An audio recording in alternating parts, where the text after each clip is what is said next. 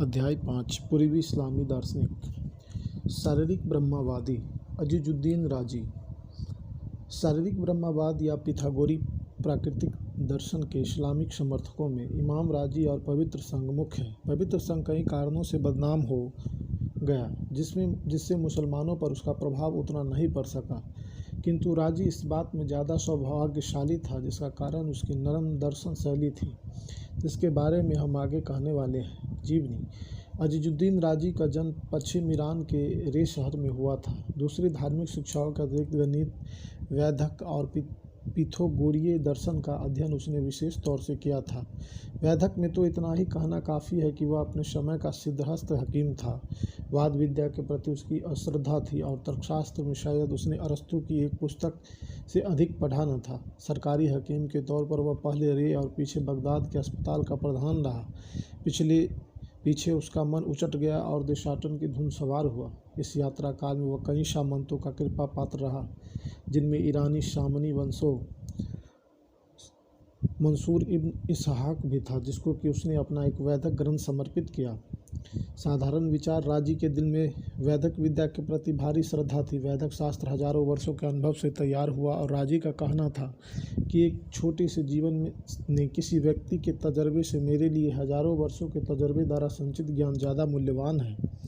दार्शनिक विचार जीव और शरीर और जीव में राजी जीव को प्रधानता देता है। जीवन आत्मा संबंधी अस्वस्थ शरीर पर भी बुरा प्रभाव डालता है, इसलिए राजी वैद्य के लिए आत्मा जीव का चिकित्सक होना भी जरूरी समझता था। तो भी वह चिकित्सा बहुत से आत्मिक रोगों में असफल रहती है, जिसके कारण राजी का झुकाव निराशावादी की ओर ज़्यादा था। दुनिया में भलाई से बुराई का पल्ला भारी है। कीमिया रसायन शास्त्र पर राजी की बहुत आस्था थी। भौतिक जगत के मूल तत्वों के एक होने से उसके विश्वास था कि उनके भिन्न प्रकार के मिश्रण से धातु में परिवर्तन हो सकता है। रसायन के विभिन्न योगों से विचित्र गुणों को उत्पन्न होते देख वह यह भी अनुमान करने लगा था कि शरीर में स्वतः गति करने की शक्ति है। यह विचार महत्वपूर्ण जरूर था, किंतु उसे प्रयोग द्वारा उसने और विकसित नहीं कर पाया। 5 नित्य तत्व। राजी 5 तत्वों को नित्य मानता था: कर्ता, पुरुष या ईश्वर, विश्वजीत, मूल भौतिक तत्व, परमार्थ दिशा और परमार्थ काल। यह 5 तत्व राजी के मत से नित्य सदा एक साथ रहने वाले हैं। यह 5 तत्व विश्व के निर्माण के लिए आवश्यक सामग्री है। इनके बिना विश्व बन नहीं सकता। इंद्रिय प्रत्यक्ष हमें बतलाता है कि बाहरी पदार्थ भौतिक तत्व मौजूद है। उनके बिना इंद्रिय किस चीज़ का प्रत्यक्ष करती है? भिन्न भिन्न वस्तुओं की स्थिति उनके स्थान या दिशा को बतलाती है। वस्तुओं में होते परिवर्तन का जो साक्षात्कार होता है, पहले ऐसा था अब ऐसा है, वह हमें काल के अस्तित्व को बतलाता है। प्राणियों के अस्तित्व तथा उनकी अप्राणियों से भिन्नता से पता लगता है कि जीव भी एक पदार्थ है। जीवों में कितने ही में बुद्धि, कला आदि को पूर्णता के शिखर पर पहुंचाने की क्षमता है, जिससे पता लगता है कि इस बुद्धि का स्रोत कोई चतुर करता है। विश्व का विकास। यद्यपि राजा अपने 5 तत्वों को नित्य सदा एक साथ रहने वाला कहता है, तो भी जब वह उनमें से एक को कर्ता मानता है तो इसका मतलब है कि इस नित्यता को वह कुछ शर्तों के साथ मानता है। सृष्टि की कर्ता वह कुछ इस तरह से वर्णित करता है: पहले एक सादी शुद्ध आध्यात्मिक ज्योति बनाई गई, यही जीव का उपादान कारण था। जीव प्रकाश स्वभाव वाले सीधे साधे आध्यात्मिक तत्व है। ज्योति तत्व या ऊर्ध्वलोक जिससे कि जीव नीचे आता है को बुद्धि, नफस या ईश्वरीय ज्योति का प्रकाश कहा जाता है। दिन का अनुगमन जैसे रात करती है, उसी तरह प्रकाश का अनुगमन अंधकार करता है। इसी तम से पशुओं के जीव पैदा होता है, जिसका कि काम है बुद्धि युक्त जीव मानव के उपयोग में आना। जिस वक्त सीधी साधी आध्यात्मिक ज्योति अस्तित्व में आई, उसके साथ ही साथ एक मिश्रित वस्तु भी मौजूद रही, यही विराट शरीर है। इसी विराट शरीर की छाया से 4 स्वभाव गर्मी, सर्दी, रुचिता और नमी उत्पन्न होती है। इन्हीं 4 स्वभावों से अंत में सभी आकाश और पृथ्वी के पिंड शरीर बने हैं। इस तरह उनकी सृष्टि होने पर ही 5 तत्वों को नित्य क्यों कहा? इसका उत्तर राजी देता है, क्योंकि यह सृष्टि सदा से होती चली आई है। कोई समय ऐसा न था जब ईश्वर निष्क्रिय था। इस तरह राजी जगत की नित्यता को स्वीकार कर इस्लाम के शादीवाद के सिद्धांत के खिलाफ गया था। तो भी राजी के नाम के साथ इमाम नाम लगाना बतलाता है कि उसके लिए लोगों के दिलों में नरम स्थान था। मध्यमार्गी दर्शन। राजी के समय से पहले से ऐसे नास्तिक भौतिकवादी दार्शनिक चले आते थे जो जगत का कोई कर्ता नहीं मानते थे। उनके विचार से जगत स्वतः निर्मित होने की अपने में क्षमता रखता है।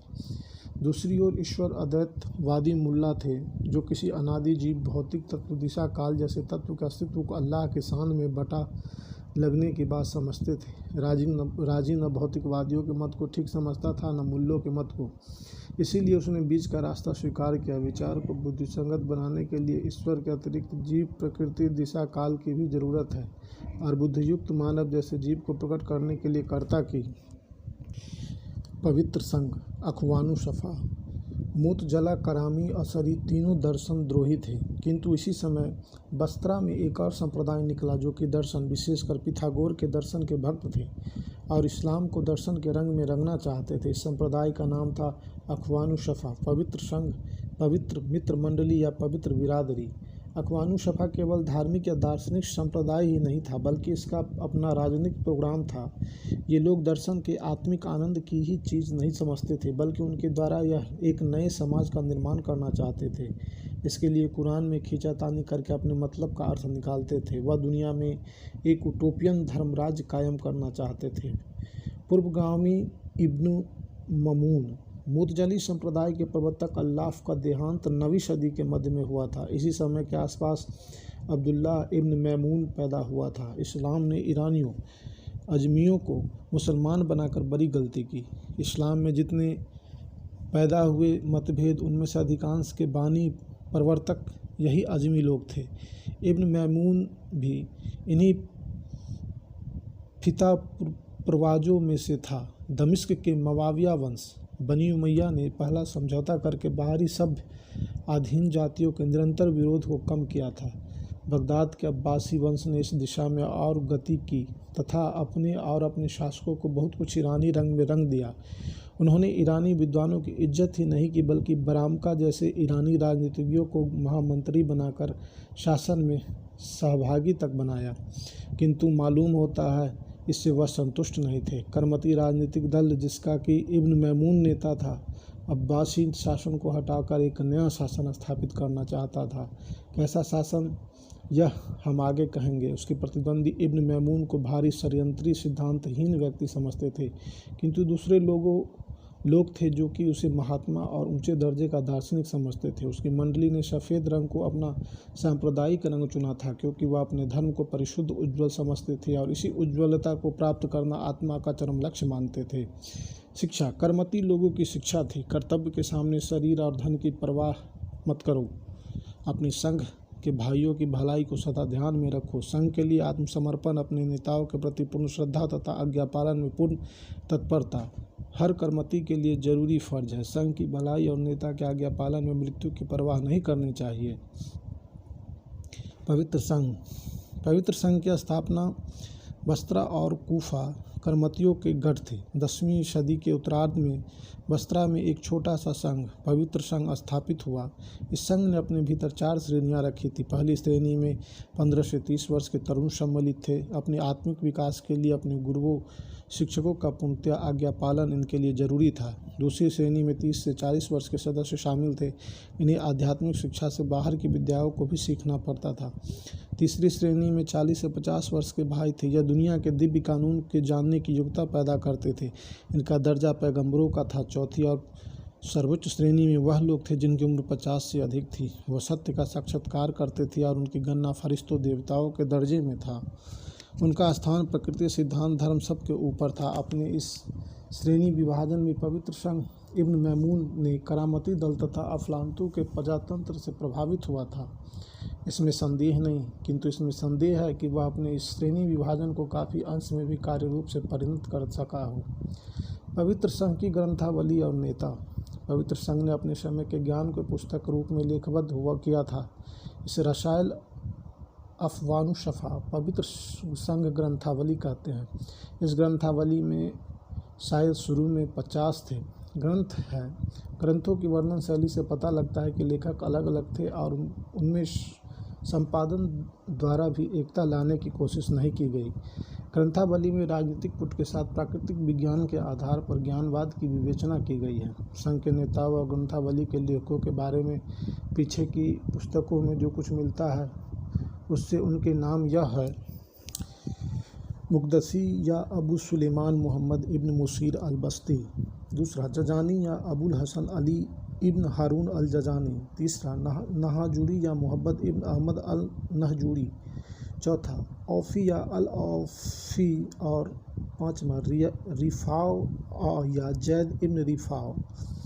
पवित्र संघ जिस वक्त 10वीं सदी के उत्तरार्ध में कार्यक्षेत्र में उतरा, उस वक्त तक बगदाद के खलीफे अपनी प्रधानता खो बैठे थे और जगह जगह स्वतंत्र शासक पैदा हो चुके थे। पोप की भांति बहुत कुछ धर्मगुरु समझकर मुस्लिम सुल्तान आज भी खलीफा की इज्जत करते तथा उनके पास भेंट भेजकर बड़ी बड़ी पदवियाँ पाने की इच्छा रखते थे। खुद बगदाद के पड़ोस तथा ईरान के पश्चिमी भाग में बुवायही वंश का शासन था।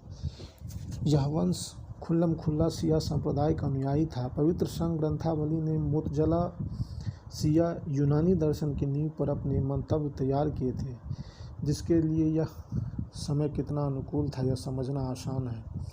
पवित्र संघ के सिद्धांत। पवित्र संघ अपने समय की धार्मिक असहिष्णुता से भलीभांति परिचित था और चाहता था कि लोग इब्राहिम, मूसा, जतूसत, मोहम्मद अली सभी को भगवान का दूत पैगंबर माने। यही नहीं, धर्म को बुद्धि से समझौता कराने के लिए वह पिथागोर, सुकरात, अफलातून को भी ऋषियों और पैगंबरों की श्रेणी में रखता था। वह सुकरात, ईसा और ईसाई शहीदों को भी हसन हुसैन की भांति ही पवित्र शहीद मानता था। दर्शन प्रधान पवित्र संघ का कहना था कि मजहब के विश्वास, आचार, नियम साधारण बुद्धि वाले आदमियों के लिए ठीक है, किंतु उन्नत मस्तिष्क वाले पुरुषों के लिए गंभीर दार्शनिक अंतर्दृष्टि ही उपयुक्त हो सकती है। जगत की उत्पत्ति या नित्यता संबंधी प्रश्न गलत। बुद्ध की भांति पवित्र संघ वाले विचारक जगत की उत्पत्ति के सवाल को बेकार समझते थे। हम क्या है, यह हमारे लिए आवश्यक और लाभदायक है। मानव बुद्धि जब इससे आगे बढ़ना चाहती है तो वह अपनी सीमा को पार करती है।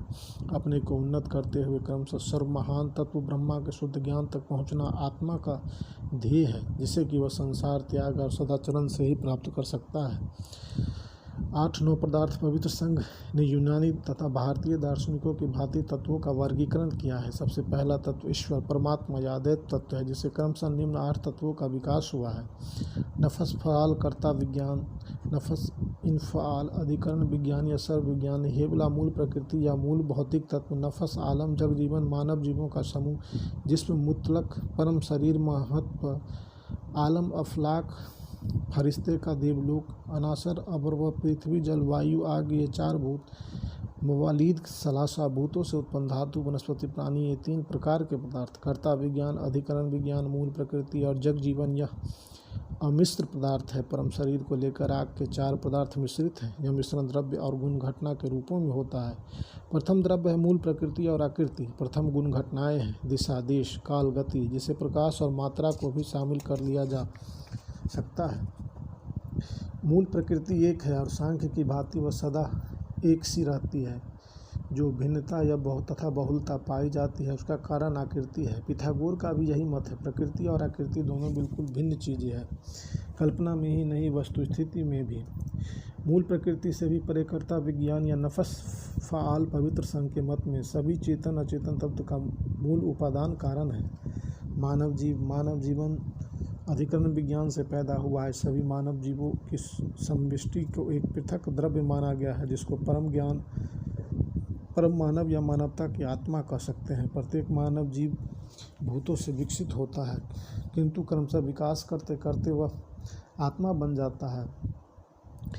बच्चे का जीव सफ़ेद कागज़ की भांति कोरा होता है। 5 ज्ञान इंद्रियां बाहरी जगत से जिस विषय को ग्रहण करती है वह मस्तिष्क के अगले भाग से पहले उपस्थित किया जाता है, फिर पिछले भाग में उसका निश्चय विश्लेषण किया जाता है और अंत में मस्तिष्क के पिछले भाग में संस्कार के तौर पर उसे संचित किया जाता है। बाहरी इंद्रियों की संख्या मनुष्य और पशु में समान है।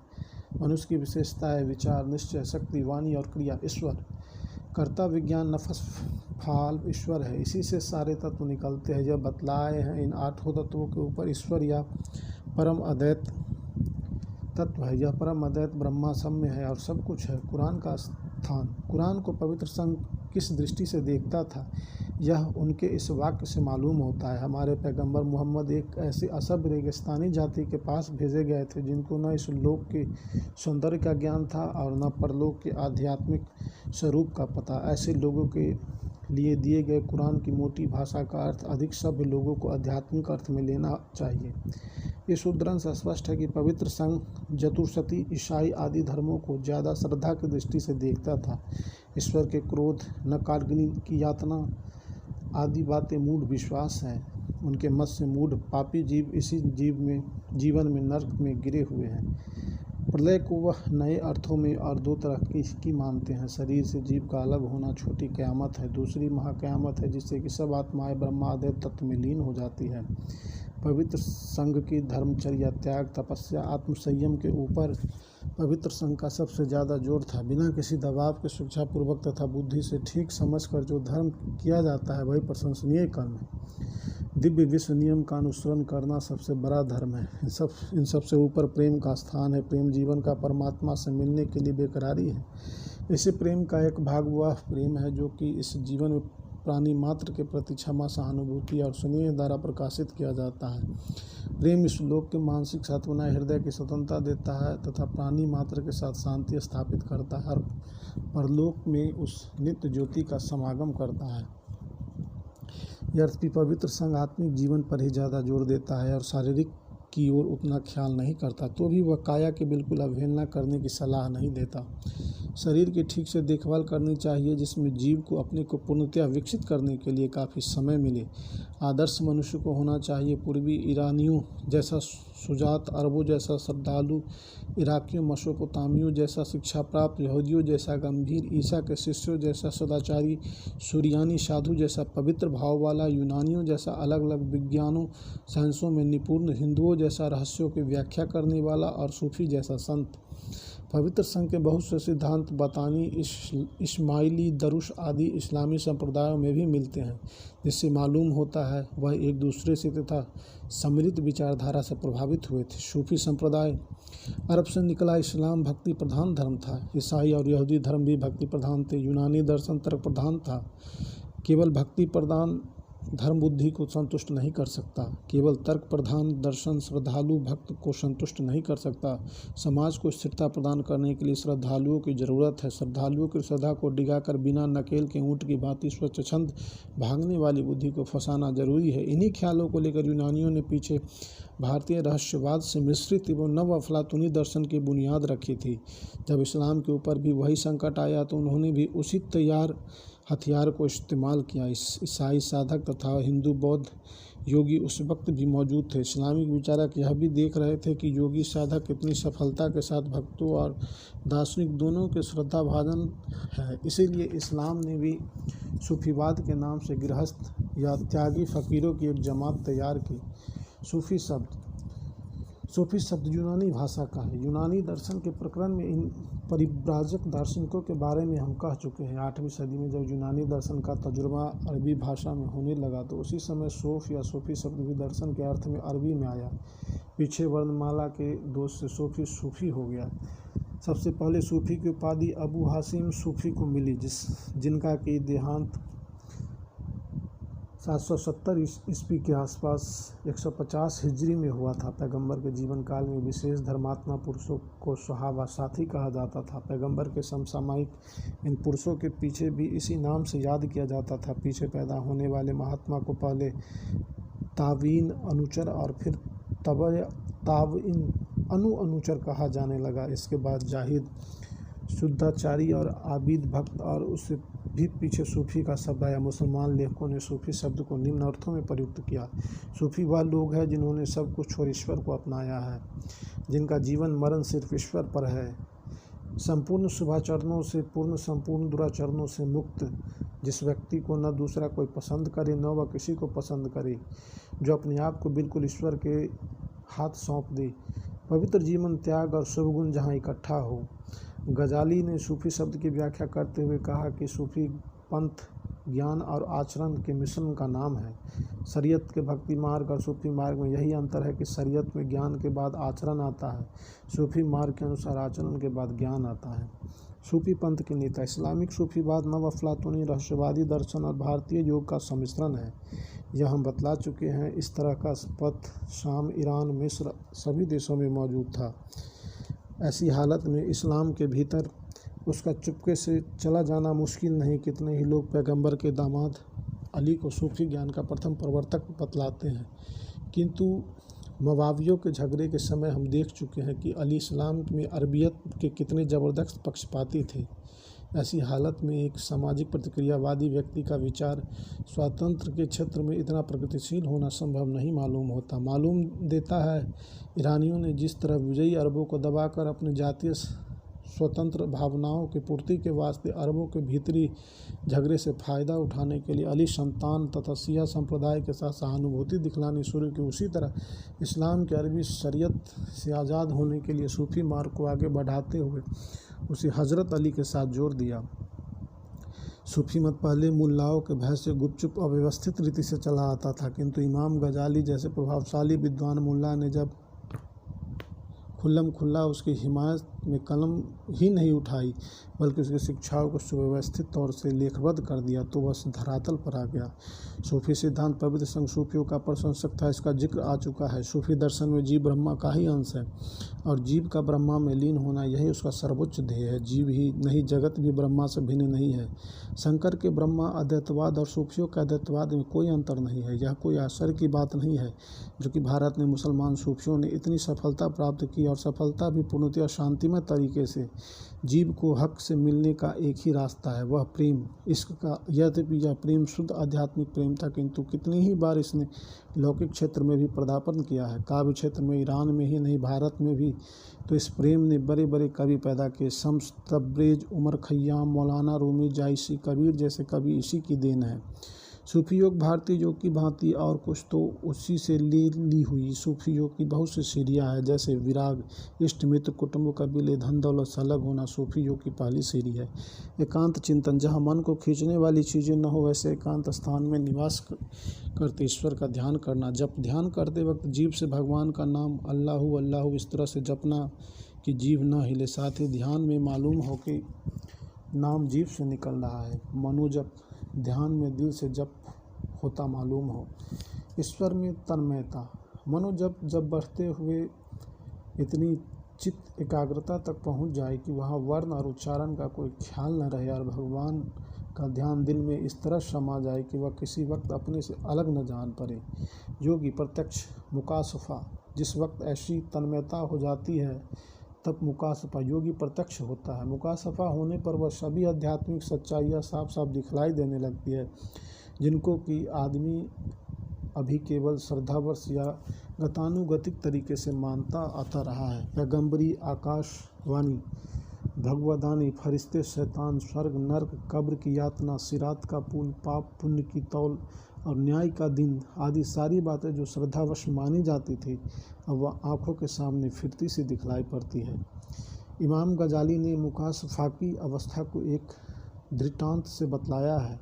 एक बार रूम और चीन के चित्रकारों में होड़ लगी। दोनों का दावा था हम बड़े हम बड़े। तत्कालीन बादशाह ने दोनों गिरोह के लिए आमने सामने दो दो दीवारें हर एक को अपने शिल्प चातुर्य दिखलाने के लिए निश्चित कर बीच में पर्दा डलवा दिया, जिसमें कि वह एक दूसरे की नकल न कर सके। कुछ दिनों बाद रोमी चित्रकारों ने बादशाह से निवेदन किया कि हमारा काम खत्म हो गया। चीनियों ने कहा कि हमारा काम भी खत्म हो गया। पर्दा उठाया गया। दोनों दीवारों के चित्रों में बाल बराबर भी फर्क न था। मालूम हुआ कि रोमियों ने चित्र न बनाकर सिर्फ दीवार को पॉलिश कर दर्पण बना दिया था, और जैसे ही पर्दा उठा सामने की दीवार में के तमाम चित्र उसमें उतर आए थे। मुकाशफा योगी दर्शन की पूर्व सूचना पहले जल्दी से निकल जाने वाली बिजली की चमक से होती है। यह चमक धीरे धीरे ठहरती हुई स्थिर